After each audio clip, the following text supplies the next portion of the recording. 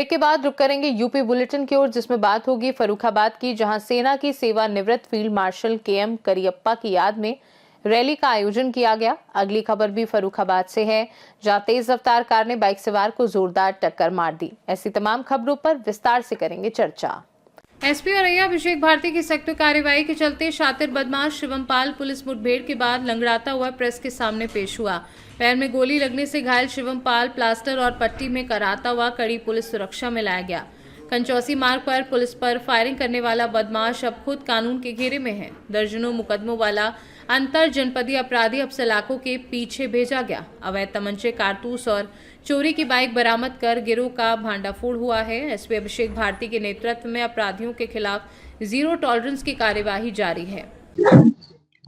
देखिए, कल दिनांक 13 जनवरी 2026 को संदिग्ध व्यक्ति और संदिग्ध वाहनों के विरुद्ध में चेकिंग अभियान चलाया जा रहा था। तभी की टीम कंचौसी मार्ग पर विझाई पुल के पास में नहर पटरी पर चेकिंग कर रही थी। सामने से एक मोटरसाइकिल पे दो संदिग्ध व्यक्तियों को आते हुए रुकने का इशारा किया गया। दोनों संदिग्ध व्यक्तियों द्वारा मोटरसाइकिल को न रोकते हुए उसको वहां से मोड़कर भागने का प्रयास किया गया। हड़तौली गांव की तरफ भागते समय उनकी मोटरसाइकिल डिसबैलेंस होकर गिर गई। अपने आप को घिरता हुआ देखकर उन्होंने पुलिस पार्टी पर फायर किया।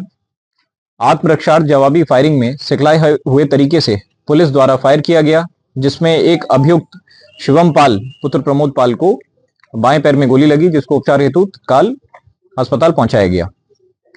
जो दूसरा अभियुक्त था हर्ष कुमार, जो कि मौके से फरार हो गया था, उसको जो है घेरकर बाद में गिरफ्तारी उसकी भी सुनिश्चित की गई। जो दोनों अभियुक्त हैं शिवम पाल पुत्र प्रमोद पाल, निवासी कुतुबपुर, थाना फफून, जनपद औरैया से सीनू संवाददाता राजेश मिश्रा की रिपोर्ट। देवरिया जनपद के गौरी बाजार थाना क्षेत्र में पीड़ित बनवारी गिरी ने आरोप लगाया कि पेट्रोल पंप संचालक रमाकांत यादव ने अपनी नियत से अधिक सरकारी भूमि पर कब्जा किया और उनके पुश्तैनी मकान के सामने ग्राम सभा की भूमि में 50 वर्ष पुराना हरा पीपल का पेड़ काटने का प्रयास किया, जिसमें ग्रामीण वर्षों से पूजा पाठ और धार्मिक अनुष्ठानों के लिए इस्तेमाल किए आए हैं।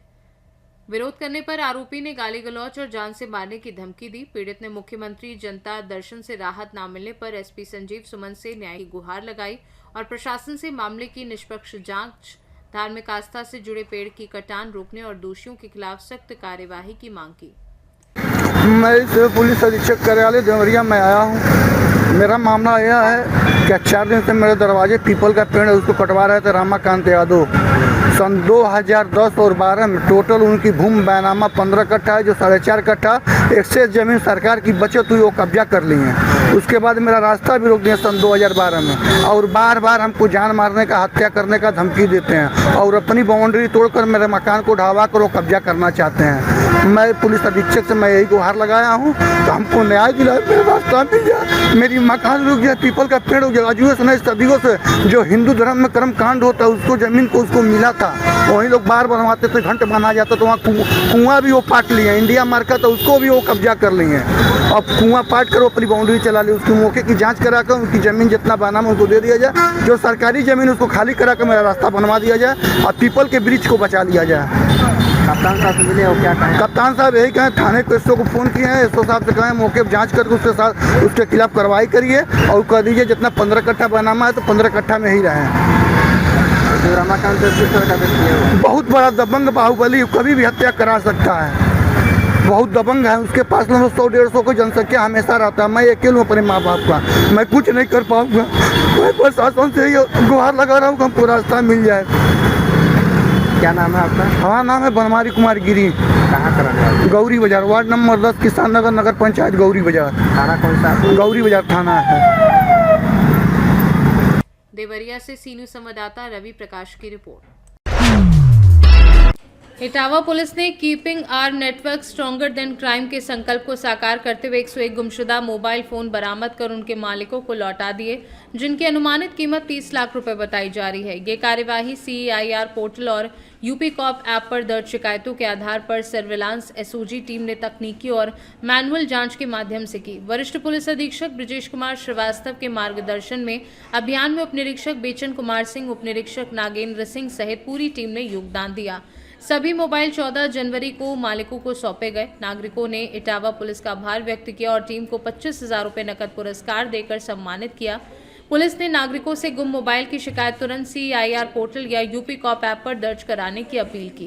भारी मात्रा में मोबाइल खो दिया गया है कि कौन सी मोबाइल है, कैसे आए, कहाँ से आए? देखिए, SP सिटी और SPRA के नेतृत्व में जनपद इटावा की सर्विलांस एवं SOG टीम द्वारा गुमशुदा मोबाइल फोन की बरामदगी के लिए प्रभावी कार्रवाई की गई है। तकनीकी संसाधनों के माध्यम से विभिन्न कंपनियों के कुल 101 मोबाइल फोन, जिनकी अनुमानित कीमत लगभग 30 लाख रुपए है, उन्हें बरामद करके उनके वास्तविक मालिकों को सुरक्षित उनके सुपुर्द किया गया है। ये एक बात उल्लेखनीय है कि ये जो गुमशुदा मोबाइल हैं, इनकी शिकायत भारत सरकार के CIR portal, UP cop portal और थानों पर तथा पुलिस कार्यालय में सीधे प्राप्त कराए गए थे। जो टीम ने इस पे काम किया है, उनको 25,000 रुपए का पुरस्कार मेरे द्वारा दिया गया है। इटावा से सी न्यूज संवाददाता देवेंद्र सिंह की रिपोर्ट। फर्रुखाबाद में भारतीय सेना के सेवानिवृत्त फील्ड मार्शल KM करियप्पा की याद में प्रतिवर्ष रैली निकाली जाती है। सेवानिवृत्त सैनिक ब्रजभूषण ने बताया कि करियप्पा 14 जनवरी 1953 को सेवानिवृत्त हुए थे और तीनों सेनाओं के फील्ड मार्शल होने के नाते उनकी लगन, कर्तव्य निष्ठा और प्रेरणा को सम्मान देने के लिए करियप्पा मैदान से रैली निकाली जाती है।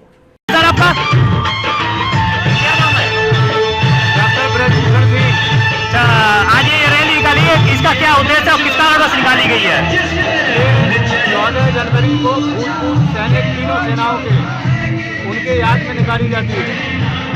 और ये पहले हमारे army chief field marshal KM Cariappa वो 14 जनवरी 1953 को रिटायर हुए थे। तभी से हम लोग जो है 14 जनवरी को उन्हीं की याद में और भूतपूर्व सैनिकों तीनों सेनाओं के सैनिकों के सराहनीय कार्य के लिए, उनको याद दिलाने के लिए, उनको सम्मान देने के लिए हम लोग हर साल ये रैली 14 जनवरी को निकालते हैं।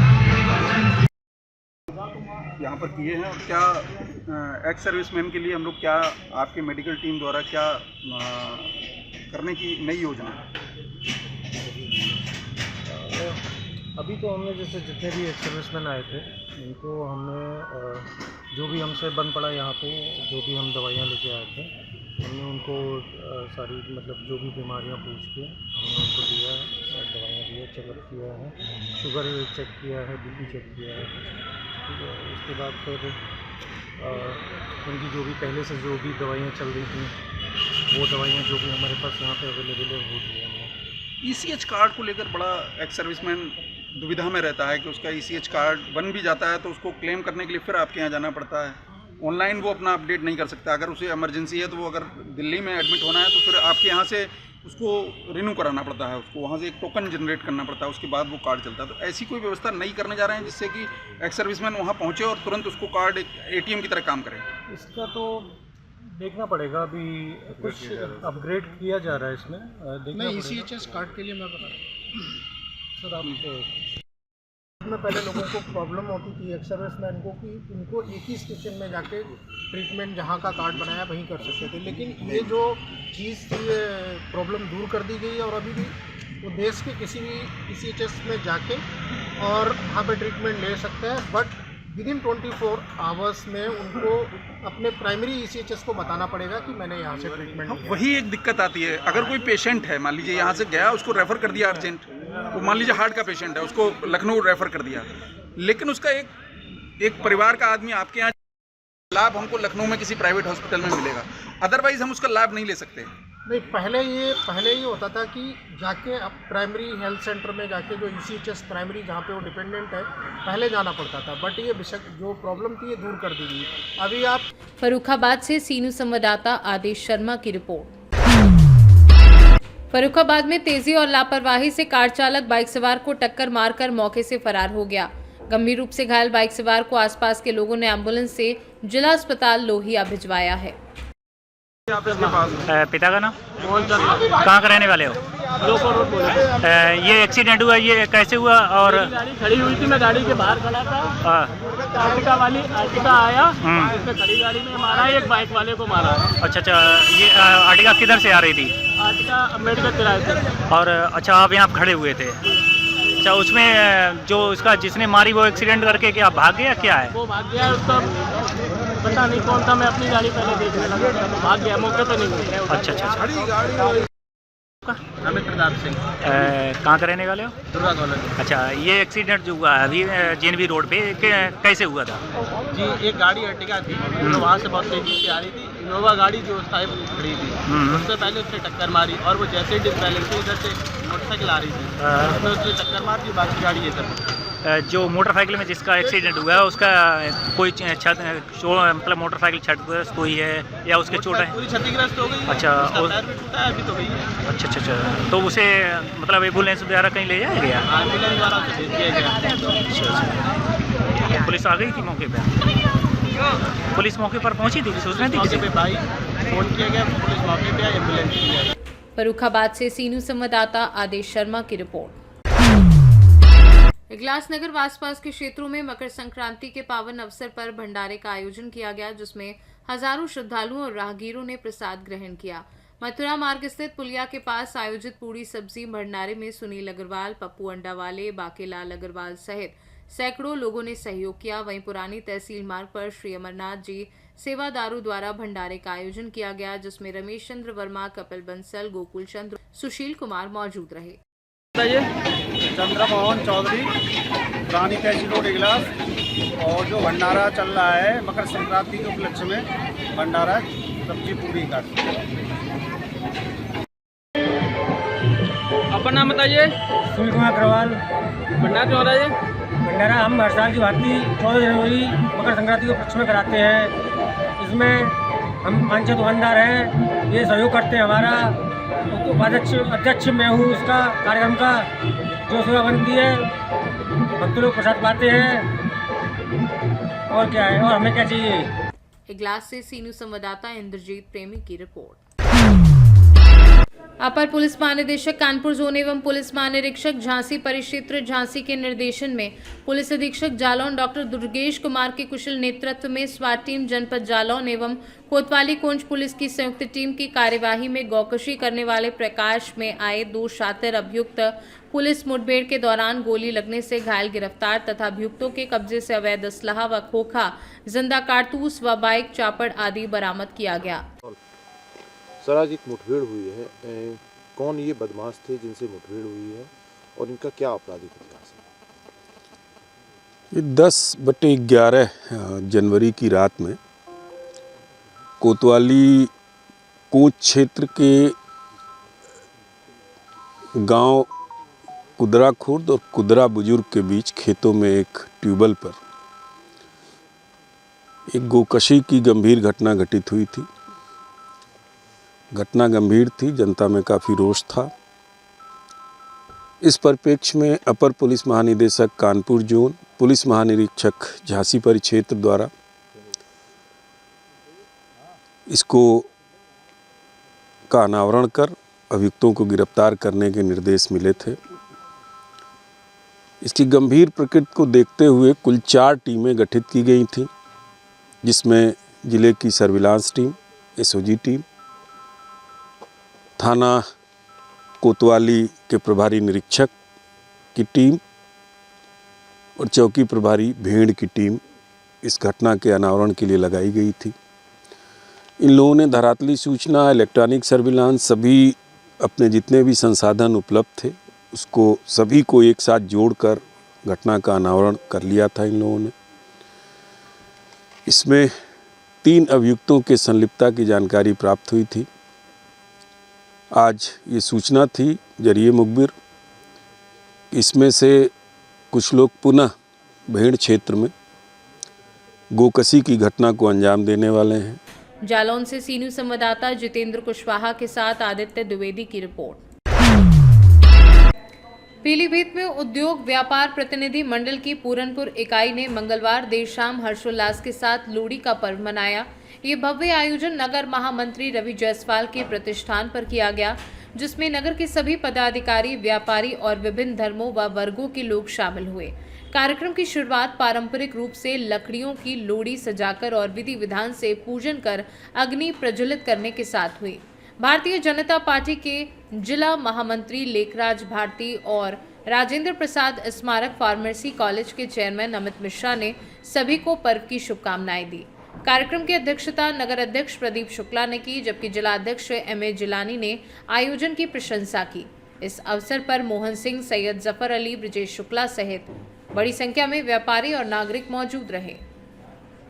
लोहड़ी का पर्व बड़ा हर्षोल्लास के साथ मनाया जा रहा है। साथियों, ये आज से 2 दिन पहले हम 2-4 लोग बैठे थे और ये अचानक प्रोग्राम बना कि लोहड़ी का पर्व हम लोगों को बहुत बढ़िया ढंग से मनाना। ये छोटे छोटे पर्व विभिन्न प्रकार की खुशियां ले जाते हैं जब हम लोग आपस में बैठते हैं। हमारे सिख भाई, हमारे पीलीभीत से सीनू संवाददाता हैदर खान की रिपोर्ट। सोनभद्र के ओबरा नगर में मकर संक्रांति के अवसर पर आयोजित सेवा कार्यक्रम ने आस्था के साथ साथ सेवा, समर्पण और सामाजिक जिम्मेदारी का संदेश दिया। समाजसेवी अमित अग्रवाल उर्फ रिकी के नेतृत्व में और रमेश सिंह की टीम के सौजन्य से संपन्न इस आयोजन में हजारों जरूरतमंदों को कंबल वितरित किए गए। विशाल भंडारे का आयोजन हुआ, पतंगबाजी प्रतियोगिता कराई गई और 200 से अधिक लोगों ने रक्तदान किया। कार्यक्रम में सदर विधायक भूपेश चौबे, ओबरा एसडीएम विवेक सिंह सहित अन्य प्रशासनिक अधिकारी मौजूद रहे। पिछले 9 वर्षों से लगातार आयोजित इस सेवा अभियान का उद्देश्य केवल पर्व मनाना नहीं, बल्कि जरूरतमंदों के साथ खुशियां बांटना है। समिति के भी इस कार्यक्रम को आप आयोजित कर रहे हैं, कितने साल से कार्यक्रम कर रहे हैं, कितने कंबल वितरण की योजना है, क्या है? जी 9 साल हो गया मुझको ये कार्यक्रम को करते हुए। एक बहुत बड़ी टीम है, सबके प्यार सबके साथ से होता है। ब्लड डोनेशन का ये 4थी बार है और हमेशा से देखते हैं हम लोग की जो गरीब असहाय हैं उनको दिक्कतें आती हैं, तो ये ब्लड बैंक में हमारा जब ये जाता है, जब उनको मिलता है तो जो उनसे हमको एक आशीर्वाद मिलता है, उससे एक सकारात्मक ऊर्जा मिलती है। तो यही भाव से हम लोग बराबर काम कर रहे हैं। आपको प्रेरणा मिली कैसे? जी माननीय सदर विधायक जी, उनकी कार्यशैली को देखते हुए एक हम लोगों को ऊर्जा मिलती है। जिस तरह से ये बराबर नेक कार्य करते हैं, तो इन्हीं के मार्गदर्शन से बराबर हम लोगों को। देखा जाए तो बिहार और झारखंड जो कोल से फटा हुआ क्षेत्र है, वहाँ से भी लोग ब्लड डोनेट करने आएंगे, इसके बारे में क्या? ये दूर दूर से आते हैं। संदेशा जाता है कि जो भी स्वेच्छा से करना चाहे, भाई रक्तदान से बड़ा कोई महादान नहीं होता है और किसी न किसी की जान बचाने में रक्तदान सहायक होता है। तो हम लोग जागरूक करते हैं लोगों को कि अपनी स्वेच्छा से आए और जितनी संख्या में हम रक्तदान करा सकें।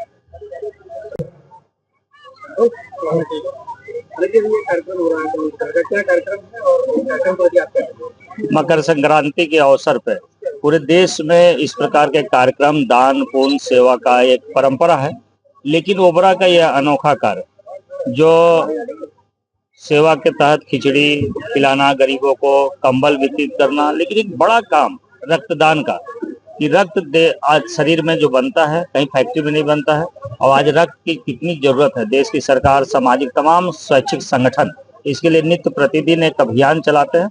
लेकिन मैं रिकी अग्रवाल और उनकी पूरी टीम को और ओबरा के समस्त ऐसे सामाजिक कार्यों के जो संरक्षक लोग हैं, प्रेरक हैं, सबके प्रति आभार व्यक्त करूंगा। इतना बड़ा काम एक 250 से 300 लोग मकर संक्रांति के अवसर पर रक्तदान करते हो, ऐसे सभी रक्तदानियों को मैं प्रणाम करता हूं और उस पूरी कमेटी को धन्यवाद देता हूं कि उनकी सोच को प्रणाम करता हूं। एक बड़ा नेक काम और उसमें भी इतनी संवेदना कि समस्त लोगों का सम्मान करना, चाहे समाचार पत्रों से जुड़े हुए लोग हों, सामाजिक कार्यों से जुड़े हुए लोग हों, और जो कमेटी में एक कार्यकर्ता सूरज काम करते इस सेवा में लगा रहता था और उस पूरे परिवार की चिंता भी कमेटी कर रही है, यह अपने आप में बहुत प्रेरणादायी कार्य है। मैं पूरी कमेटी को आभार व्यक्त करता हूँ।